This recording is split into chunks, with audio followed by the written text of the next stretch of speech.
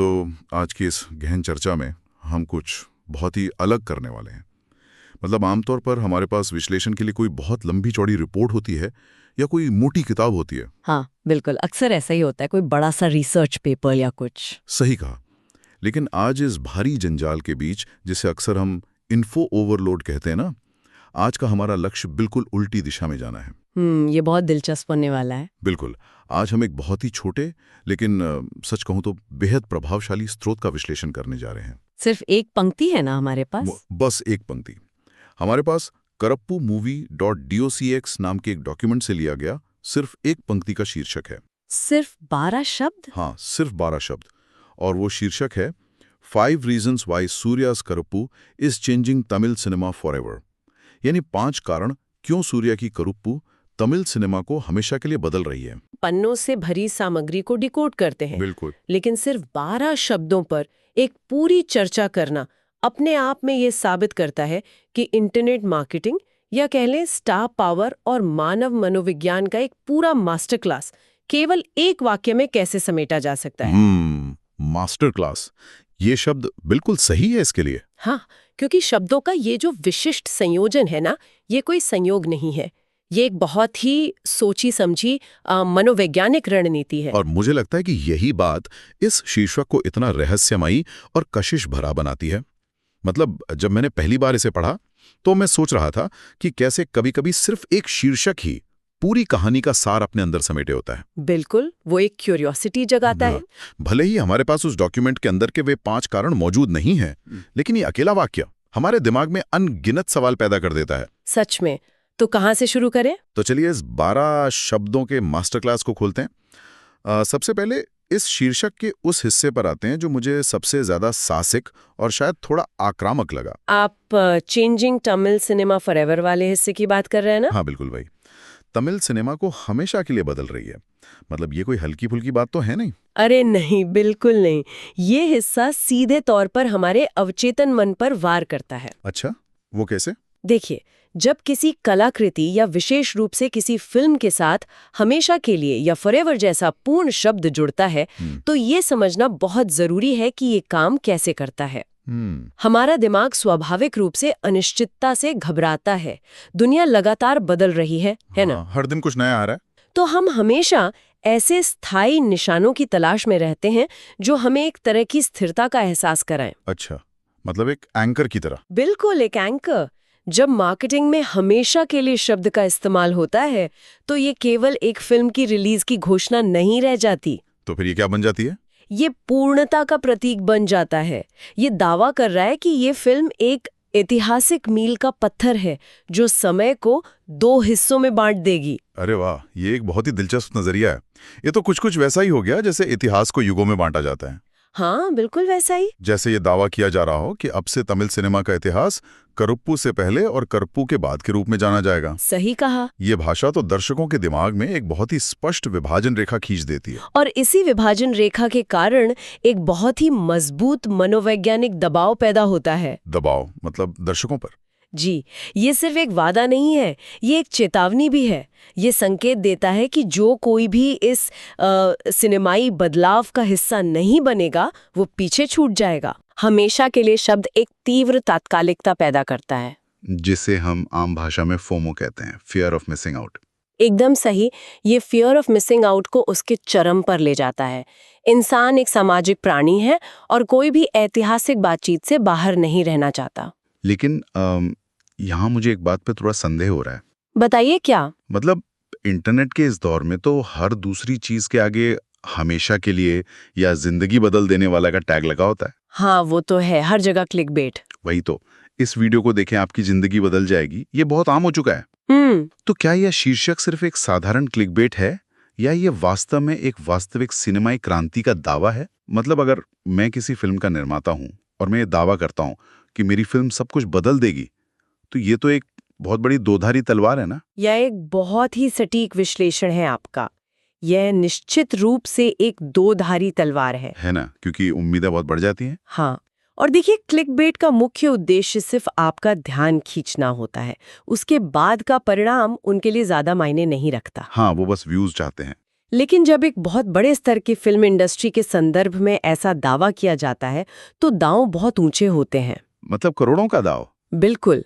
अगर फिल्म उस आसमान छूती उम्मीद पर खरी नहीं उतरती है तो वही दावा फिल्म के लिए सबसे बड़ा खतरा बन जाता है। दर्शक तो फिर पीछे नहीं हटते आलोचना करने से। जी, दर्शक बहुत ही निर्मम तरीके से उस फिल्म को नकार सकते हैं क्योंकि उन्हें लगेगा कि उनके साथ धोखा हुआ है। और मुझे लगता है कि यही वो बिंदु है जो इस दावे को इतना भारी बनाता है।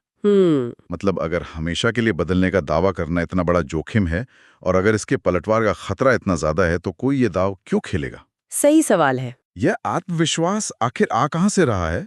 और जब मैं इस सवाल को गहराई से देखता हूं तो जवाब उसी शीर्षक के एक छोटे से लेकिन बहुत ही शक्तिशाली हिस्से में मिलता है। और वो हिस्सा है सूर्यास करुप्पू। बिल्कुल। शीर्षक ये नहीं कहता कि सिर्फ फिल्म करुप्पू सिनेमा को बदल रही है, वो विशेष रूप से सूर्यास करुप्पू या सूर्या की करुप्पू कहता है। और मैं कहूंगी कि ये इस पूरे वाक्य का सबसे महत्वपूर्ण लंगर है। लंगर? वो कैसे? शब्दों का यह चुनाव, ये स्वामित्व या ओनरशिप दर्शाना एक बहुत ही गहरी मनोवैज्ञानिक चाल है। अच्छा। जब हम पूछते हैं कि फिल्म को केवल करुप्पू कहने के बजाय सूर्या की करुप्पू क्यों कहा गया है, तो हमें स्टार पावर की कार्यप्रणाली को समझना होगा। मतलब बड़े हीरो का नाम इस्तेमाल करना? हाँ, क्योंकि किसी भी साहसिक दावे को हवा में तैरने से बचाने के लिए एक ठोस आधार की जरूरत होती है।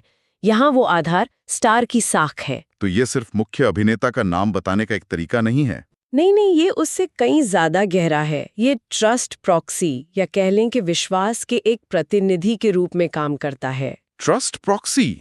दिलचस्प है। देखिए, जब एक बड़े सितारे का नाम किसी प्रोजेक्ट के साथ इस तरह के मालिकाना हक के साथ जुड़ता है ना, तो वे अनजाने में अपनी पूरी पिछली विरासत को दांव पर लगा देते हैं। मतलब उनके पिछले सारे हिट्स और दर्शकों के साथ उनका रिश्ता? बिल्कुल। वे अपनी विश्वसनीयता को उस एक दावे के पीछे खड़ा कर देते हैं। ये मार्केटिंग टीम की तरफ से दर्शकों को दिया गया एक परोक्ष संदेश है। संदेश कैसा? संदेश ये कि हम जानते हैं कि सिनेमा को हमेशा के लिए बदलने का दावा बहुत बड़ा और शायद अविश्वसनीय लग सकता है, लेकिन हम पर विश्वास करें क्योंकि यह दावा सूर्या के नाम और उनके काम पर टिका है। एकदम सही, यही वो संदेश है। लेकिन मुझे यहाँ इस बात पर थोड़ी आपत्ति दर्ज करनी होगी। अच्छा? देखिए, मैं समझता हूँ कि स्टार पावर एक समय में बहुत बड़ी बात हुआ करती थी। मतलब लोग सिर्फ हीरो का चेहरा देखकर टिकट खरीद देते थे। हाँ, पहले ऐसा ही होता था। लेकिन आज के परिदृश्य में ये तर्क मुझे थोड़ा कमजोर लगता है। पिछले कुछ सालों का सिनेमाई रुझान देखें तो दर्शकों ने सिर्फ बड़े सितारों के नाम पर बनी फिल्मों को बुरी तरह नकारा है। हाँ, ये बात तो है, दर्शकों का मिजाज बदला है। आज का दर्शक कहानी, निर्देशन और विषय वस्तु को लेकर बहुत जागरूक हो गया है। बिल्कुल। तो क्या सिर्फ सूर्या की कुरुप्पू कह देना आज के समय में वाकई एक गारंटी का काम करता है? क्या ये स्टार पावर पर अत्यधिक निर्भरता का एक घिसा पिना तरीका नहीं है? आपका ये तर्क बहुत ही मजबूत और वैध है। मैं मानती हूँ कि आज का दर्शक निश्चित रूप से ज्यादा विश्लेषणात्मक है। हाँ, वे आसानी से बेवकूफ नहीं बनते। लेकिन हमें ये समझना होगा कि स्टार पावर यहाँ फिल्म के हिट या फ्लॉप होने की गारंटी नहीं दे रहा है। तो फिर क्या कर रहा है? वो उस दावे को एक संदर्भ दे रहा है। मनोविज्ञान में इसे ह्यूरिस्टिक या मानसिक शॉर्टकट कहा जाता है। मानसिक शॉर्टकट? हाँ, जब कोई दर्शक एक ऐसा भारी भरकम दावा पढ़ता है कि तमिल सिनेमा हमेशा के लिए बदल रहा है, तो उसका दिमाग तुरंत सबूत मांगता है। स्वाभाविक है, दिमाग कहेगा प्रूफ दिखाओ। बिल्कुल। अब अगर एक नए या अनजान चेहरे के साथ ये दावा किया जाए तो ये हास्यास्पद लग सकता है। हाँ, लोग शायद हंस कर टाल देंगे। लेकिन जब एक ऐसा चेहरा सामने आता है जिसका एक स्थापित इतिहास है, तो दिमाग उस दावे को खारिज करने से पहले एक बार रुककर सोचता जरूर है। अच्छा, मतलब वो तुरंत रिजेक्ट नहीं करता। सही कहा। सितारे का नाम सफलता की गारंटी नहीं है, लेकिन ये उस दावे को गंभीरता से लिए जाने का एक गेटवे या प्रवेश द्वार जरूर है। अरे वाह, ये स्पष्टीकरण तो बहुत ही तार्किक है।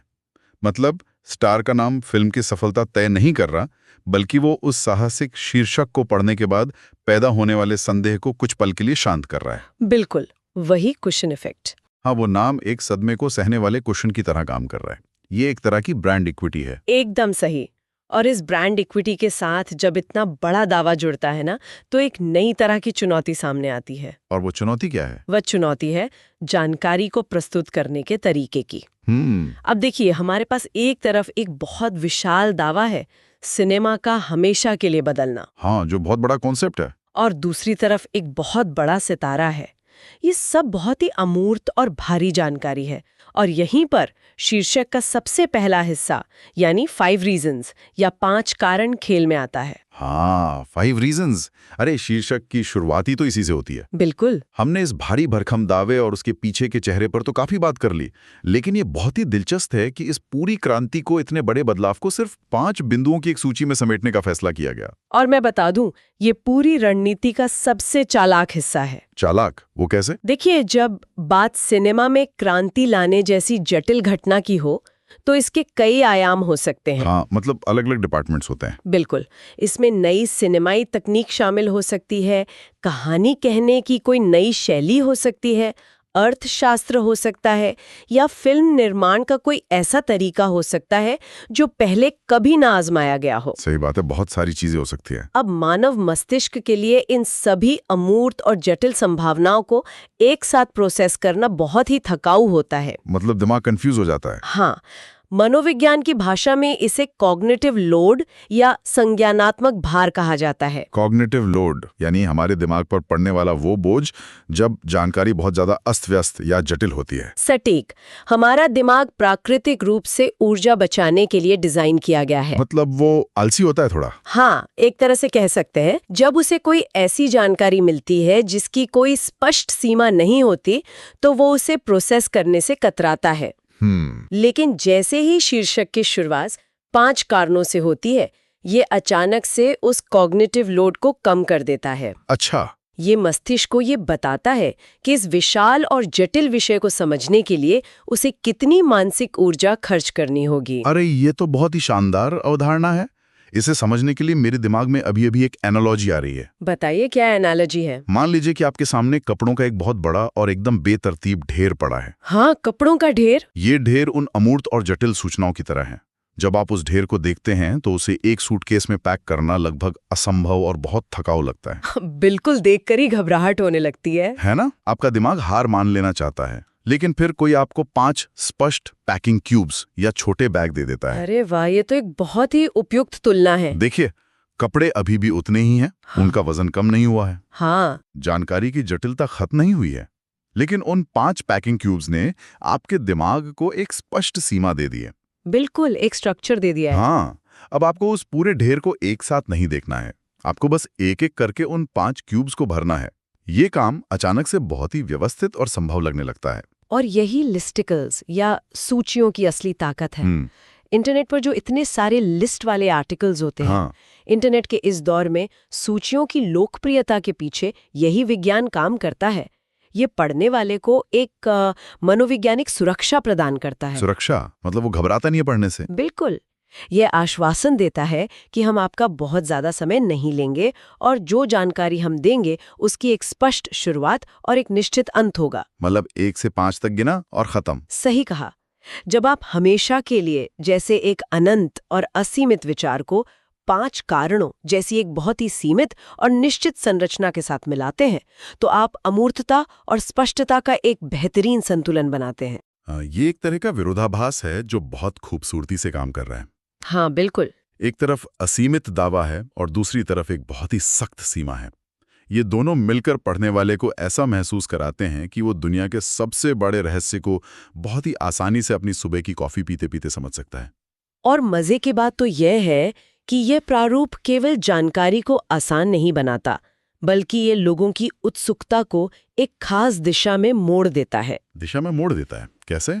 देखिए, जब आपके सामने 5 कारण लिखे होते हैं तो आपका दिमाग स्वाभाविक रूप से ये अनुमान लगाने लगता है कि वे कारण क्या हो सकते हैं। हाँ, हम खुद ही गैस करने लगते हैं।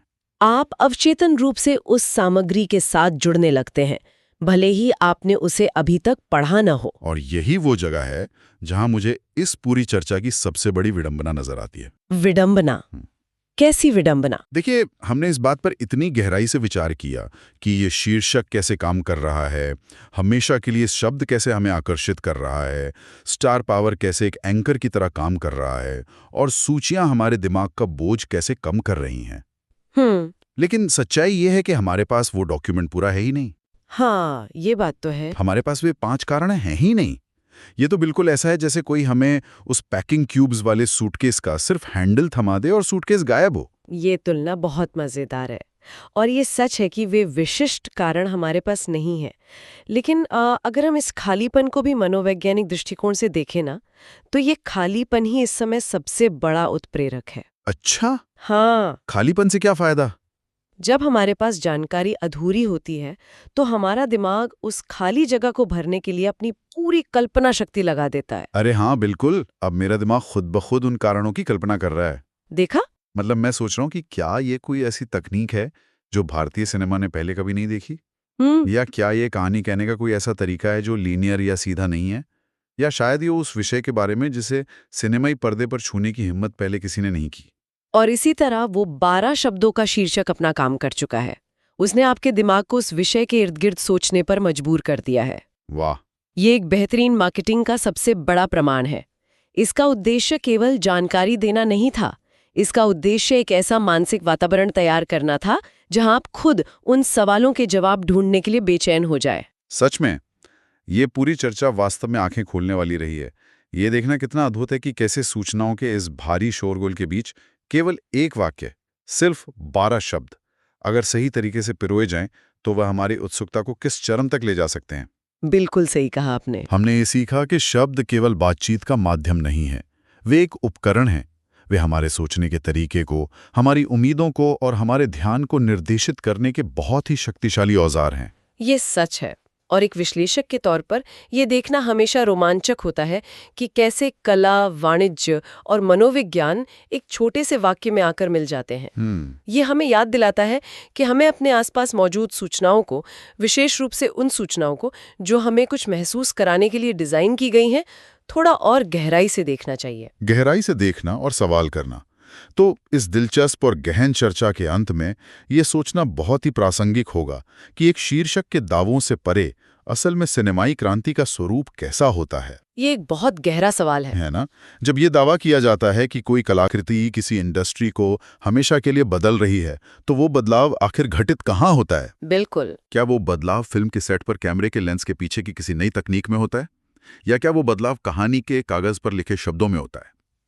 या फिर शायद सबसे बड़ा बदलाव सिनेमा हॉल के अंधेरे में बैठे दर्शकों के दिमाग में होता है, जब एक फिल्म उनके नजरिए को इतनी गहराई से बदल देती है कि वे फिर कभी पुरानी कहानियों को उसी पुराने चश्मे से नहीं देख पाते। सच में ये सोचने वाली बात है। अगली बार जब ऐसा कोई बड़ा दावा सामने आए तो ये सोचना दिलचस्प होगा कि असली बदलाव स्क्रीन पर होने वाला है या उस स्क्रीन को देखने वाली आंखों में। बहुत खूब। आज की इस डीप डाइव में बस इतना ही। एक छोटे से शीर्षक ने हमें सोचने के लिए एक बहुत बड़ा आसमान दे दिया है।